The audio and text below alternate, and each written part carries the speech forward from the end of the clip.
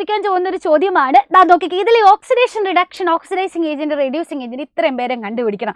അപ്പോൾ മക്കളെ ഇതേപോലെ ഓക്സിഡേഷൻ നമ്പർ ചിലപ്പോൾ തരാം, ഇല്ലെങ്കിൽ നമ്മൾ സ്വന്തമായിട്ട് അസൈൻ ചെയ്യണം കേട്ടോ. ഓക്കെ, അപ്പോൾ ഇവിടെ ഓക്സിഡേഷൻ നമ്പർ തന്നിട്ടുണ്ട്. ഓക്സിഡേഷൻ നമ്പറുള്ള ചേഞ്ച് മനസ്സിലാക്കിയാൽ ഇവിടെ ഓക്സിഡേഷൻ ആർക്ക്, റിഡക്ഷൻ ആർക്ക് എന്ന് നമുക്ക് കണ്ടുപിടിക്കാം അല്ലേ. അപ്പോൾ ഹൈഡ്രജന്റെ ഓക്സിഡേഷൻ നമ്പർ എന്താണ് ചേഞ്ച് വന്നത്? ആദ്യം 0 ആയിരുന്ന ഓക്സിഡേഷൻ നമ്പർ റിയാക്ഷൻ കഴിഞ്ഞപ്പോൾ +1 ആയിട്ട് മാറി അല്ലേ. 0യിൽ നിന്ന് +1ലേക്ക് മാറുക എന്ന് പറഞ്ഞാൽ എന്താ?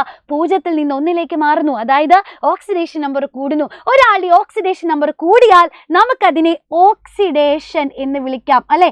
ഒരാളുടെ ഓക്സിഡേഷൻ നമ്പർ കൂടിയാൽ നമ്മൾ അതിനെ ഓക്സിഡേഷൻ അല്ലെങ്കിൽ ഓക്സീകരണം എന്നാ പറയാ.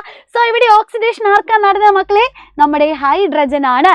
ഇനി നോക്കിക്കേ, ക്ലോറിൻ എന്ത് മാറ്റാ നടന്നത്?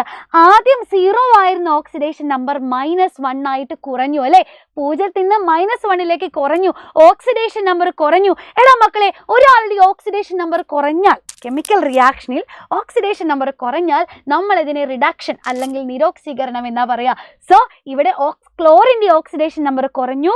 അങ്ങനെയാണെങ്കിൽ ക്ലോറിൻ ഇവിടെ റെഡ്യൂസ്ഡ് ആയി, ക്ലോറിൻ ഇവിടെ നിരോക്സീകരണം സംഭവിച്ചു എന്ന് പറയാം. സോ ഇവിടെ റിഡക്ഷൻ നടന്നത് നമ്മുടെ സ്വന്തം ക്ലോറിൻ ആണ്. ഇനി നോക്കിക്കേ, ഓക്സിഡൈസിങ് ഏജന്റ്, ഓക്സികാരി. ആരാ ഓക്സികാരി? ആർക്കാണോ റിഡക്ഷൻ നടന്നത് അയാളാണ് ഓക്സിഡൈസിങ് ഏജന്റ്. ആർക്കാണോ നിരോക്സീകരണം സംഭവിച്ചത് അയാളാണ് ഓക്സികാരി. ഇവിടെ ആർക്കാ മക്കളെ റിഡക്ഷൻ നടന്നത്? ക്ലോറിൻ അല്ലേ. സോ നമ്മുടെ ഓക്സിഡൈസിങ് ഏജന്റ് ആരാ? ക്ലോറിൻ ആയിരിക്കും. അങ്ങനെയാണെങ്കിൽ ഇവിടുത്തെ റെഡ്യൂസിങ് ഏജന്റ് ആര് എന്ന് എൻ്റെ കുഞ്ഞുങ്ങൾ എല്ലാവരും കമന്റ് ചെയ്യണം. All the best.